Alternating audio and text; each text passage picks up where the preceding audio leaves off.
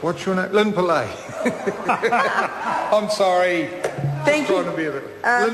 Thank you, Mr. Chair. Mr. Chair, along with my colleagues, it's a pleasure to stand and speak in support of this bill. And in doing so, I'd like to firstly acknowledge the role that the Royal Society play. And I myself have, along with all of my colleagues, in fact, if I look at my colleagues here, certainly on this side of the House, have enjoyed the lectures that they provide for people that may not be at the highest level of the sciences, and indeed they do lecture in the humanities, I think it would be fair to say, but how much many of us have enjoyed going to those lectures within Parliament here, and certainly we have been enlightened. So I congratulate the Society, who have, of course, operated since 1867, for all the good work that they do, that in fact that we are actually celebrating the research, and I'll speak very briefly to what Dr. Chowdhury did say in terms of should research be, and I know that Dr. Chowdhury is a scientist, well, at heart, but also by occupation, but that research indeed, whether it be in science or the humanities, is so important and has made this country and indeed everywhere improved everything. It's improved the quality of whether it be any form of healthcare, whether it be any form of understanding of where we come from, whether it be any form of culture, whether it be any form of anything to do with the humanities.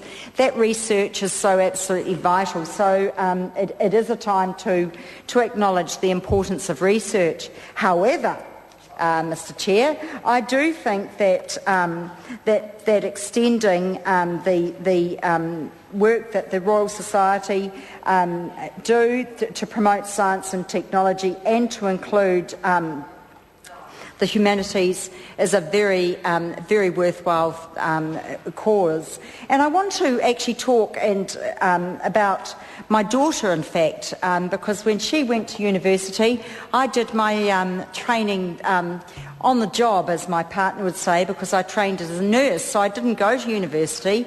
And being perhaps having some influence in the past over my daughter, she's often asked me for advice, but I left her to her own devices to go along to university and talk about what she wanted to do. When she came home, she told me she was going to do a conjoint commerce and arts degree, which seemed quite strange to me because she'd never shown any interest in commerce, but there you go. But it wasn't until afterwards that she'd been persuaded by the fellow who was talking to her on the day, who just happened to be the head of the Commerce Department, that would be a good thing to do. So at the 11th hour, she changed her degree and to doing a psychology degree, which of course encompassed the humanities and indeed some mathematics and other things that went along with it. But she came home a few months afterwards, quite flattened, and said that someone had said to her that degree was a BA, which meant, and I don't know actually if I'm allowed to say this in the House, but I'll give it a go anyway, but that meant bugger all. That was the description of an arts degree. We are talking some time ago, and I sort of quite eloquently reassured her, and I think that and she went on to have some very interesting career choices at her very young age, and I think that's a wonderful thing. So I think this is actually, certainly attitudes have changed, the ability of everybody really to recognise the strengths that come from whatever dimension of education, how it enriches people's lives, how it enriches what people are able to contribute to their communities and to society,